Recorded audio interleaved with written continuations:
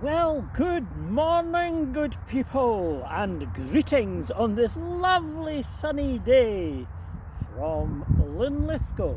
And just to put that into place, Edinburgh is 15 miles that way, Glasgow 35 miles that way, or something like that. Anyway, here we are in Linlithgow, and the palace is just up there. That's the birthplace of Mary, Queen of Scots, but it had a roof on it then. Anyway, enough of the introductions. A number of people have asked me why I do all the cycling and bike camping and fundraising for the Maasai Girls Education Project. So I thought I'd put it into a wee bit of context. My entire career and life really has been about helping, enabling, making things better for young people. So I had a career in that in a number of different ways, but I was also involved over the years in various voluntary initiatives, and I'm delighted to do so. Yes, it's a wonderful thing to be able to make things better, to make things happen for young people. And there's a family connection with this project, because my great-grand-uncle, Joseph Thompson, African explorer, who was amongst the cohort of such explorers, a goodie, and is regarded to this day as a goodie by the Maasai people in Kenya. So he was my great-grand-uncle, and he went exploring in Maasai land and made a big impression on the people there, not least because they let him pass through the area that they occupy, they live in, their homeland, and he came out the other side alive. They didn't kill him. So that was a pretty good start. And a few years ago we had a Maasai elder, so that's a person with a particular status within Maasai culture and community over in this country, a wonderful man called Ezekiel Katato.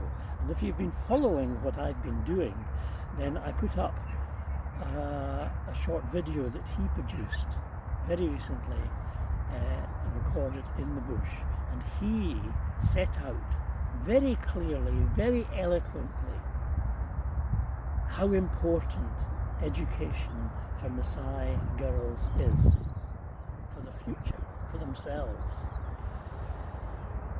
And so we as a charity have picked up on that, and when we asked him on behalf of the Maasai people, how can we help? This was about 10 years ago. He said, please help fund education for Maasai girls, and we're talking about secondary and higher education. So it just presses all the right buttons for me. Education, the future, hope, aspirations, a greater place for girls and women in society, in that community.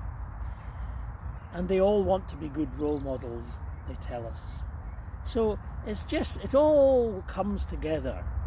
And the fact that I can still cycle and bike camp at my age, I'll soon be 79, yes, 79, is wonderful. And I might as well use that ability for a very good purpose. And part of the purpose, yes, and I'm going to turn my back on you in a minute, part of my purpose is to raise funds for Maasai girls' education. So on my new t-shirt,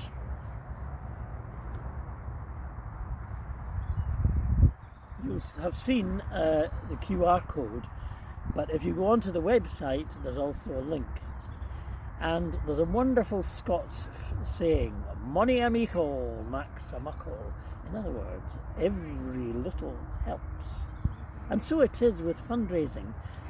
If this person over here gives £20 and this person over here gives 10, and somebody who's feeling really generous and affluent gives 50. It all adds up. And so over the course of each year we need to raise, wait for it, £10,000.